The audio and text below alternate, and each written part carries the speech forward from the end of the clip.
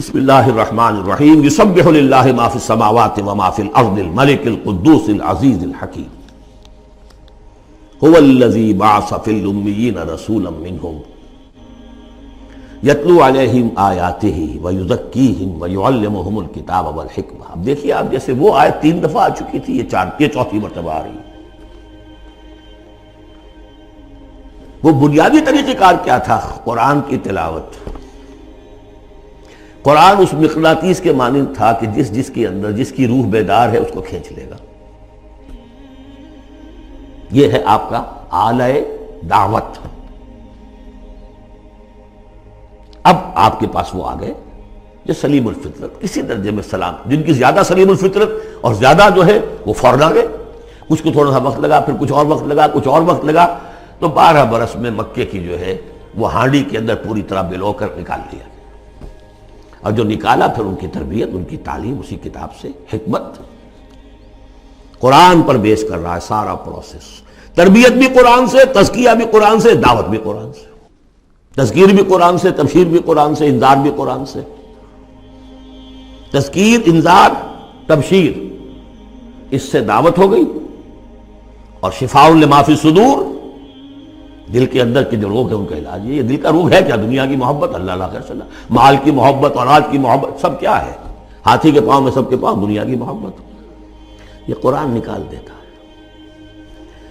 هو الذی بعث فی الامیین رسولا منہم، وہی ہے جس نے بھیجا، اٹھایا امیین میں سے ایک رسول، انہی میں سے۔ یتلو علیہم آیاتہ، ان کو پڑھ کر سناتا ہے اللہ کی آیات، یہ وہ مقناطیس۔ وَيُزَكِّيهِمْ وَيُعَلِّمُهُمُ الْكِتَابَ، وہ تزکیہ کر رہا ہے۔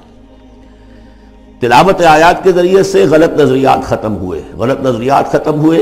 ان غلط نظریات پر جن ہمارے اعمال کی بنیاد تھی، ہر عمل کے پیچھے کوئی نظریہ ہے، کوئی ویلیو ہے جو آپ کے ذہن میں ہے، جس کے تحت آپ کوئی بھاگ دوڑ کر رہے ہیں، تو عمل کر رہے ہیں۔ وہ ویلیو غلط ہے تو عمل غلط ہوگا، ویلیو صحیح عمل صحیح ہوگا۔ قرآن نے ویلیو آپ کی صحیح کر دی، تو گویا کہ اب یہ برے اعمال، بری عادات، یہ جیسے پت جھڑ میں پتے جھڑ جاتے ہیں، خود ہی جھڑ جائیں گے، کیسے رہیں گے؟ اندر سے غذا ہی نہیں مل رہی، اندر تو جڑ ختم ہو گئی ان کی۔ یہ ہے تزکیہ۔ اور پھر تعلیم کتاب و حکمت، اب انہیں سکھاؤ، احکام دو، اور بڑی گہری بصیرت والی باتیں بھی سکھاؤ۔ وہ سب کے لیے نہیں ہے۔ اس کو وہ کہتے ہیں، جیسے کہ ہمارے ہاں عربی مدارس میں بھی اب ہے شعبہ تخصص، فارغ التحصیل تو تم ہو گئے، اب تخصص کرو۔ یہ اصل میں تعلیم حکمت جو ہے، یہ محمد رسول اللہ کی تعلیم کا اور تربیت کا شعبہ تخصص ہے۔ یہ سب کے بس کا روگ نہیں۔ وَمَن يُؤْتَ الْحِكْمَةَ فَقَدْ أُوتِيَ خَيْرًا كَثِيرًا يُؤْتِي الْحِكْمَةَ مَن يَشَاءُ وَمَن يُؤْتَ الْحِكْمَةَ فَقَدْ أُوتِيَ خَيْرًا كَثِيرًا۔ یہ اللہ تعالیٰ کسی کسی کو صلاحیت دیتا ہے۔ اس سے پہلے تو وہ کھلی گمراہی میں تھے۔ وَآخَرِينَ مِنْهُمْ، اور محمد کو بھیجا ہے اللہ نے صرف امیین کے لیے نہیں، اوروں کے لیے بھی جو ہے تو انہی میں سے پوٹینشلی، لَمَّا يَلْحَقُوا بِهِمْ، ابھی ان میں شامل نہیں ہوئے۔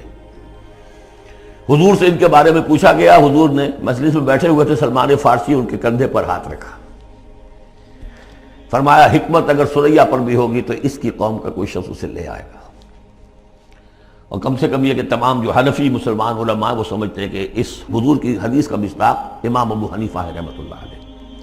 بہرحال اس میں کوئی شک نہیں کہ ایرانی قوم جو ہے بحیثیت مجموعی بہت ذہین، فطین، فلاسفر ایک سے ایک بڑھ کر، متکلم سارے کے سارے ایرانی ہیں۔ یہ ساری چیزیں ان کے ہاں فلسفہ، منطق، دو چیزیں کی گھٹی میں 3 مراکز رہے ہیں دنیا میں فلسفہ اور منطق کے، ہندوستان، ایران، یونان، 3 ہے۔ نمبر 2 پہ جرمنی آ جائے گا، اس لیے کہ وہ بھی ایرینز ہیں۔ یہ ایرینز ہیں، یہ حام کی نسل ہے میری تحقیق کے مطابق۔ اللہ تعالیٰ نے سام کی نسل کو چن لیا نبوت کے لیے، حام کی نسل کو چن لیا حکمت کے لیے۔ وَآخَرِينَ مِنْهُمْ لَمَّا يَلْحَقُوا بِهِمْ، میرے نزدیک اس آیت کی صحیح تعبیر کیا ہے کہ ایک نیوکلیس، جیسے کہ اسٹرکچر آف ایٹم ہے، ایک نیوکلیس ہے، اس میں پروٹونز ہوتے ہیں، اور بھی بڑی بلائیں ہوتی ہیں، اب تو ایک سے ایک نکلی آ رہی ہیں۔ جب ہم نے فزکس پڑھی تھی تب یہ تھا کہ ایک نیوکلیس ہے، اس میں پروٹونز ہیں، پازیٹیو چارج ہے، اور پھر یہ ادھر جو ہے وہ اب جو الیکٹرانز چل رہے ہیں دائرے میں، بڑا ایٹم جو ہے وہ بہت سے دائروں میں۔ تو نیوکلیس اس امت کا امیین، بنو اسماعیل، اور ان کے تابع اہل عرب مشرکین، یہ نیوکلیس۔ پھر سب سے پہلے ایرانی آ گئے، پہلا جو ہے نیوٹرون الیکٹران ایرانیوں کا ہے۔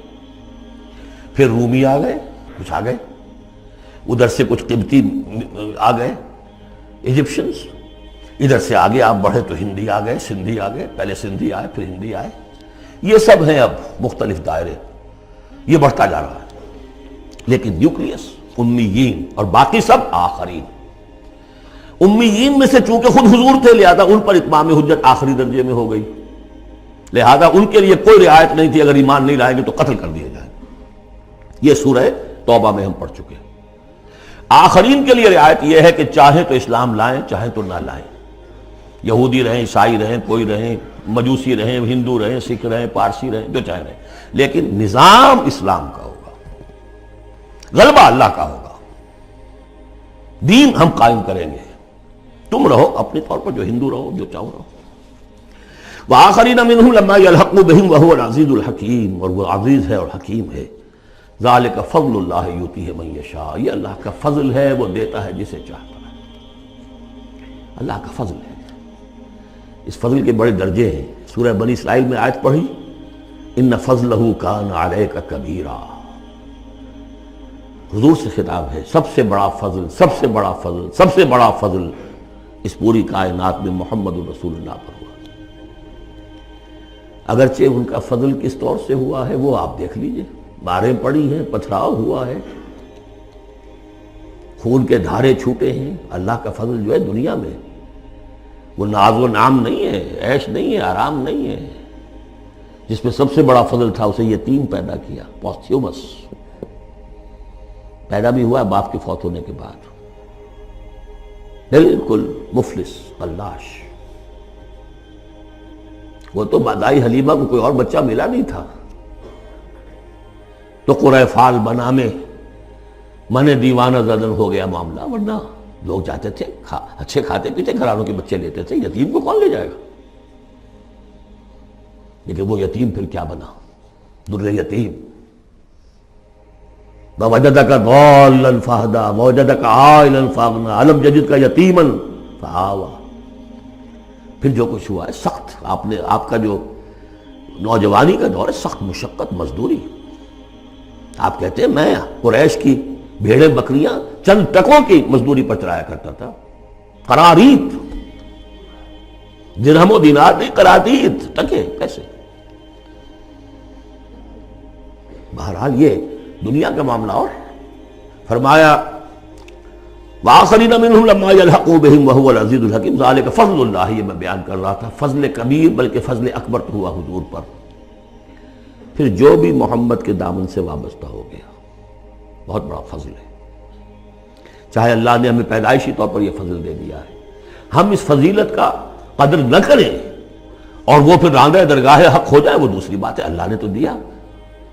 بل اللہ یمن علیکم ان ہداکم للایمان، تمہیں اس راستے پر ڈال دیا ہے اللہ کے بندو، تمہیں پیدا کیا وہاں جہاں تم نے پیدا ہوتے کال میں اذان سنی ہے اور دوسرے کال میں اقامت سنی ہے، اس سے بڑا فضل کیا ہوگا؟ لیکن تم نے اس کی ناقدری کی تو یہ دوسرا بات ہے۔ ذالک فضل اللہ یؤتی من یشاء واللہ ذو الفضل العظیم، اللہ بڑے فضل والا ہے۔ لیکن یہ کہ اب یہ جو پروسیس تھا، جو محمد رسول اللہ کا اعلی انقلاب تھا، قرآن، اب محمد تو جا رہے ہیں صلی اللہ علیہ وسلم، یہ پروسیس آگے کون جاری رکھے گا؟ نبی تو کوئی اور اعلیٰ نہیں۔ لہذا حضور نے کہا خطبہ حجۃ الوداع میں، قد ترکت فیکم ما ان تمسکتم بہ او اعتصمتم بہ لن تضلوا ابدا کتاب اللہ، میں چھوڑ کر جا رہا ہوں، یہ محمد کے قائم مقام ہے یہ قرآن، یہ عصائے موسیٰ سے 100 گنا بڑا معجزہ ہے۔ عصائے موسیٰ صرف موسیٰ کے ہاتھ میں تھا تو معجزہ تھا، بعد میں تو وہ لٹھیا کی لٹھیا ہے، اور کیا ہے، پڑا ہوگا کسی ٹرنک کے اندر، شاید ہو اب بھی، جیسے کہ کہتے ہیں یہودی ہے لاٹھی ہے، اب وہ سانپ تو نہیں بنے گا کسی کے لیے۔ یہ معجزہ ہے جو ہر ایک کے ہاتھ میں آ سکتا ہے، بشرطے کہ اس کا حق پہچانے، اس کا حق ادا کرے۔ اس کی قدر و قیمت کو جانیں. افبہذا الحدیث انتم مدہنون وتجعلون رزقکم انکم تکذبون. اس کے ساتھ تمہارا یہ معاملہ ہے، یہ مداہنت ہے. دنیا بھر کی زبانیں سیکھ لو، دنیا بھر کے علوم سیکھ لو، اتنی عربی نہیں کہ قرآن مجید کو براہ راست سمجھ سکو. اور اگر یہ قرآن تمہیں پوزیس کر لے گا تو خدا کی قسم کھا کر کہتا ہوں کہ کسی اور کام میں دل نہیں لگے گا آپ کا. یہ کیا کام ہے؟ گس گس گس گس گس کر کے تنخواہ ہو گئی 30,000 40,000 50,000 تنخواہ لے کے آ گئے. بس یہی ہے. Were you created for that? ابراہیم بن ادھم کا آپ نے سنا ہوگا نام.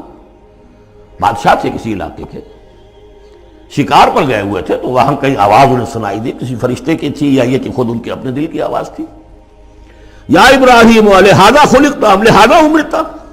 اے ابراہیم سوچو، کیا اس کام کے لیے تمہیں پیدا کیا گیا تھا؟ کیا تم اس کام کے لیے پیدا کیے گئے تھے اور تمہیں اس کام کا حکم ہوا تھا شکار کرو جا کر؟ بس وہیں سے کایا پلٹ ہوئی. تو سوچنے کی بات ہے. اب ترتیب بتا رہا تھا اصل میں، ورنہ بات لمبی ہو جائے گی، کہ اب یہ قرآن کے بارے میں تمہارا طرز عمل کیا ہوگا.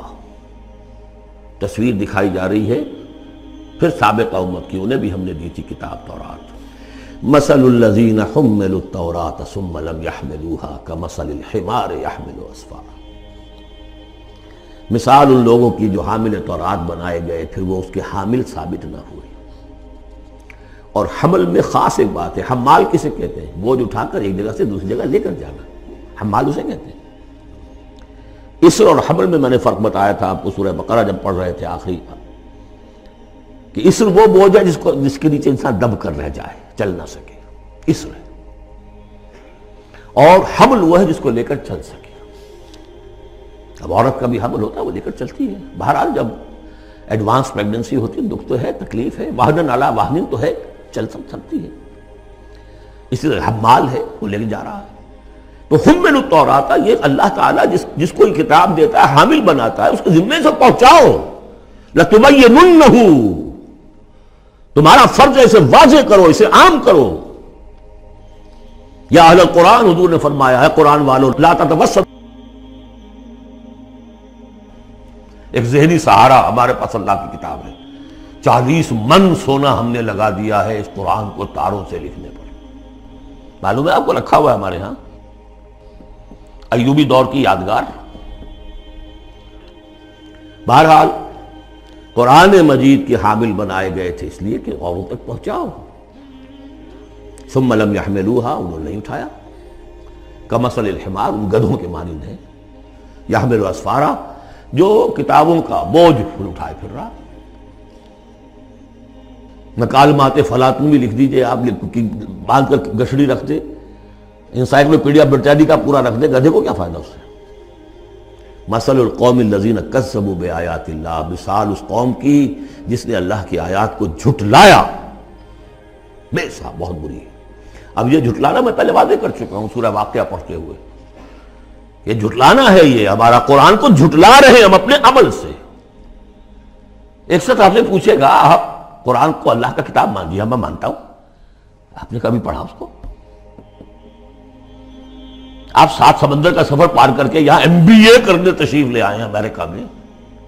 MBA معلوم ہوتا ہے کہ کوئی پتہ نہیں، کوئی جنت کی کوئی سیٹ ہے، کیا ہے.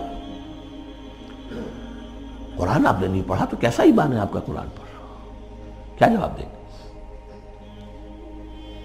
تکذیب کر رہے ہیں اپنے عمل سے. بئس مثل القوم الذین کذبوا بآیات اللہ واللہ لا یہدی القوم الظالمین. اللہ ایسے ظالموں کو زبردستی تو ہدایت نہیں دیتا. اللہ کی ہدایت ایسی گھٹیا شے تو نہیں ہے، اتنی حقیر شے تو نہیں ہے. اب دیکھیے 4 آیتیں، یہ یہاں پر بھی 4 4 جمع 3 کی تقسیم ہے. 4 آیتیں پوری ہو گئی تھی. حضور کی بعثت 2 میں ہے.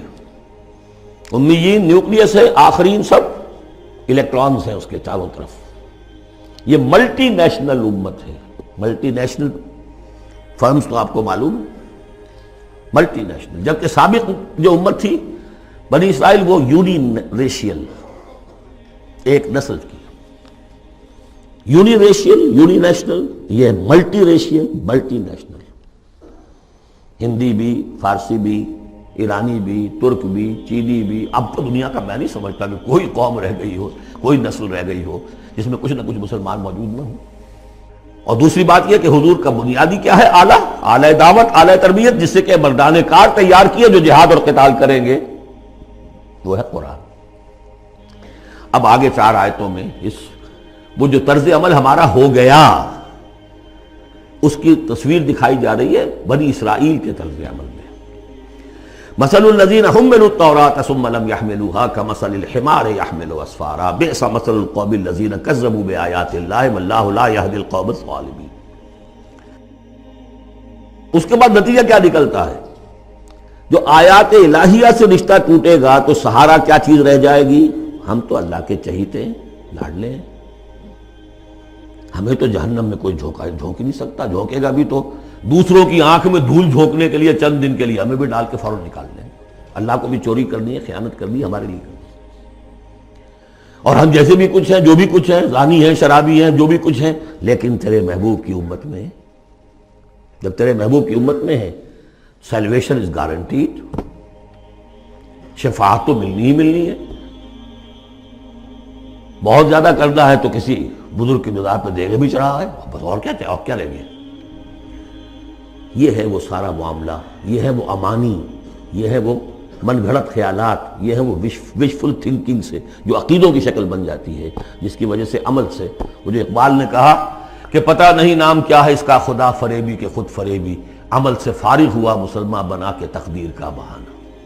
وہ تقدیر کی بجائے آپ یہاں یہ عقائد جوڑ لیجئے تو پھر عمل کی کیا ضرورت ہے؟ بے وقوف ہوگا جو عمل کرے. رشوت نہ لے، عیش نہ کرائے بچوں کو، بے وقوف ہے، احمق ہے، پاگل ہے. قُلْ يَا أَيُّهَا الَّذِينَ هَادُوا إِن زَعَمْتُمْ أَنَّكُمْ أَوْلِيَاءُ لِلَّهِ مِن دُونِ النَّاسِ، کہہ دیجئے اے نبی، اے وہ لوگوں جو یہودی ہو گئے ہو، اگر تمہارا واقعی یہ گمان ہے کہ تم اللہ کے دوست اور اللہ تمہارا دوست ہے. ان زعمتم، زوم کا لفظ اردو میں بھی بولتے ہیں خیال خام کے لیے، بڑا زوم ہو گیا اسے. ان زعمتم، اگر تمہیں یہ خیال خام لاحق ہو گیا ہے، انکم اولیاء للہ من دون الناس فتمنوا الموت ان کنتم صادقین، یہ سورہ بقرہ میں آ چکا مضمون. اگر ایسے واقعی خیال ہے تو تمہیں موت کی تمنا کرنی چاہیے. دوست سے ملنے کی آرزو ہوتی ہے یا ہجر کی؟ وصال چاہیے یا ہجر چاہیے؟ ولا يتمنونه ابدا بما قدمت ایدیہم، یہ ہرگز تمنا نہیں کر سکتے موت کی. کیوں؟ بسبب اس کے جو ان کے ہاتھ آگے بھیج چکے ہیں. انہیں معلوم ہے ہم نے کیا کرتوت آگے بھیجے. بل الانسان علی نفسہ بصیرہ، انسان کو خود معلوم ہے کہ میں کیا کچھ بھیج چکا ہوں، کیا کیا کمائیاں کی ہیں، کیا کیا حرام خوریاں کی ہیں. وہ سارے کے سارے جو ہیں وہ تو آگے بھیجے ہوئے ہیں. واللہ علیم بالظالمین، اللہ ان ظالموں سے خوب واقف ہے. قل، اے نبی ان سے کہہ دیجئے، ان الموت الذی تفرون منہ فانہ ملاقیکم، وہ موت جس سے تم بھاگتے ہو وہ تم سے ملاقات خود فرما لے گی. تم بھاگتے رہو، انہ ملاقیکم، وہ آن کھڑی ہوگی سامنے. ثم تردون الی عالم الغیب والشہادہ، پھر تمہیں لوٹا دیا جائے گا اس ہستی کی طرف جو غیب اور شہادہ سب کا جاننے والا ہے. جو تمہارے سامنے ہے اس کا بھی، جو تمہارے پیچھے ہے اس کا بھی، جو بحیثیت نوع انسانی تمہارے لیے کھول دیا گیا اس کا بھی، اور جو تمہارے سے غیب میں رکھ دیا گیا اس کا بھی. فَيُنَبِّئُكُم بِمَا كُنتُمْ تَعْمَلُونَ، پھر وہ تمہیں جتلا دے گا جو کچھ تم کرتے رہے تھے. یہ دوسرا حصہ ہو گیا 4 آیات کا. گویا کہ جو کتاب محمد رسول اللہ دے کر گئے ہیں، قد ترکتم، اور جس کے لیے حکم دے کر گئے تھے کہ اب تمہارے ذمے ہے، میرے کندھے پر سے یہ بوجھ اتر کر تمہارے کندھوں پر آ گیا ہے. الا هل بلغت انا نشهد انك قد بلغت واديت ونصحت، انا نشهد انك قد بلغت الرسالة واديت الامانة وكشفت الغمة. یہ گواہیاں لی ہیں. اس کے بعد اللہم اشہد، اللہم اشہد، اللہ تو بھی گواہ ہے، یہ مان رہے ہیں. اور پھر فَلْيُبَلِّغِ الشَّاهِدُ الْغَائِبَ، ایک سائی آف ریلیف. میرے کندھے پر جو بوجھ تھا، اِنَّا سَنُلْقِي عَلَيْكَ قَوْلًا ثَقِيلًا، آج وہ بوجھ میرے کندھے سے اتر گیا، لیکن تمہارے کندھوں پر آ گیا. مجھے تو صرف امیین تک یہ فرض براہ راست انجام دینا تھا، تمہیں پوری نوع انسانی تک انجام دینا ہے۔ ہیوی برڈن، اس کے لیے یہ ہے دوسرا حصہ 4 آیات کا۔ اب تیسرے حصے میں اس قرآن کی تعلیم عام، تعلیم بالغان کا جو ایک نظام قائم کیا گیا اس کا ذکر ہے۔ جمعہ کیا ہے اصل میں؟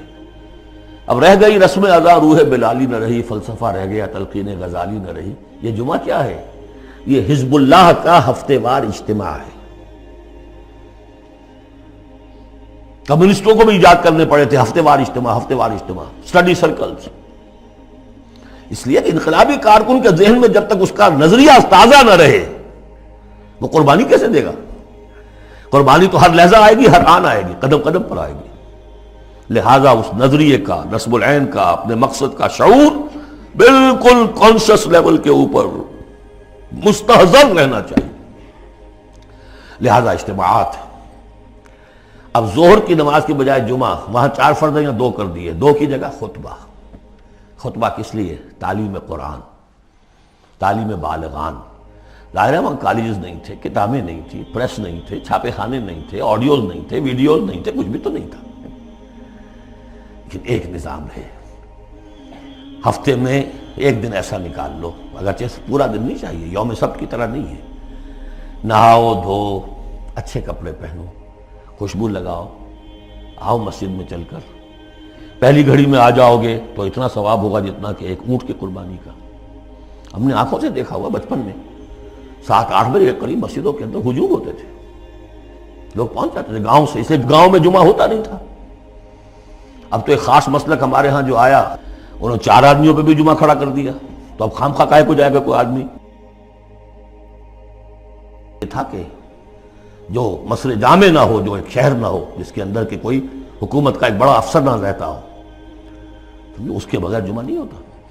پر ان مسئلوں کو چھوڑ دیجئے، آئیے جمع ہوئیے، کوئی نائب رسول منبر رسول پر کھڑے ہو کر وہی عمل کرے، یتلو علیہم آیاتہ ویزکیہم ویعلمہم الکتاب والحکمہ، تاکہ یہ پروسیس اب ابدی ہو جائے امت کے اندر۔ اس لیے جمعے کی یہ اہمیت ہے کہ فرمایا گیا کہ 3 جمعے بھی چھوڑ دو گے بغیر عذر کے لَيَخْتِمَنَّ اللَّهُ عَلَىٰ قَلْبِهِ، اس شخص، ایسے شخص کے دل کے اوپر اللہ تعالیٰ مہر کر دیتا ہے۔ لیکن بات یہی ہے کہ وہ ساری حکمت ختم، وہ مقصد ختم، نہ وہ مقصد ہے، رہ گئی رسم ادا روح بلالی نہ رہی، اور فلسفہ رہ گیا تلقین غزالی نہ رہی۔ جمعہ ہے، پھر بھی کھنڈر بتا رہے ہیں عمارت عظیم تھی، اب بھی جو اہتمام ہوتا ہے جمعے کے لیے کھنڈر ہی صحیح، لیکن بتا رہے ہیں کہ یہ کتنی بڑی عظیم عمارت تھی۔ یا ایھا الذین آمنوا اذا نودی للصلاۃ من یوم الجمعۃ فاسعوا الی ذکر اللہ وذروا البیع، اے ایمان والو جب تمہیں پکارا جائے نماز کے لیے یوم جمعے کے دن، یعنی جمعے کی نماز کے لیے، تو لپکو اور دوڑو ہر طرح کے کاروبار کو چھوڑ کر اللہ کے ذکر کی طرف، اور چھوڑ دو کاروبار۔ اور یہاں ذکر سے مراد نماز تو ذکر ہے ہی، اصل میں خطبہ ہے۔ ذالکم خیر لکم ان کنتم تعلمون، یہی تمہارے لیے بہتر ہے اگر تم علم رکھتے ہو۔ فَإِذَا قُضِيَتِ الصَّلَاةُ فَانتَشِرُوا فِي الْأَرْضِ وَابْتَغُوا مِن فَضْلِ اللَّهِ، یہودیوں کا جو یوم سبت والی وہ سختی نہیں ہے، صبح کا زیادہ وقت تو مطلوب ہے کہ لگے اس کام میں، لیکن جمعے کے بعد پھر آپ جائیں اپنے کام میں لگے۔ جب نماز ادا ہو چکے تو اب تم زمین میں منتشر ہو سکتے ہو، جاؤ اللہ کا فضل تلاش کرو، وابتغوا من فضل اللہ واذکروا اللہ کثیرا لعلکم تفلحون، اور اللہ کو یاد کرو کثرت سے تاکہ تم فلاح پاؤ۔ وَإِذَا رَأَوْا تِجَارَةً، اب یہ بھی کمزوری آ گئی جو مسلمانوں کے اندر ایک پیدا ہوئی تھی، اس کا طرف اشارہ کر دیا گیا اس صورت میں بھی۔ جب انہوں نے دیکھا کوئی تجارت کا معاملہ یا کوئی اور کھیل کود، انفضوا الیہا، تو خاص منافقین جو تھے وہ دوڑ کے چلے جاتے تھے، وترکوک قائما، اور آپ کو چھوڑ جاتے تھے کھڑے ہوئے۔ اور اس لیے کہ عام خیال یہ ہے کہ عام طور پر پہلے جو ہے خطبہ جیسے عیدین میں بعد میں ہوتا ہے، ایسے ہی جمعے کا خطبہ بھی بعد میں ہوتا ہے۔ سمجھا انہوں نے نماز تو ہو گئی، چلو۔ فرمایا نہیں، قل ما عند اللہ خیر من اللہو والتجارہ، ان سے کہہ دیجئے جو اللہ کے پاس ہے وہ کہیں بہتر ہے اس کھیل کود سے بھی، تجارت سے بھی۔ واللہ خیر الرازقین، اور اللہ بہترین رزق عطا کرنے والا ہے۔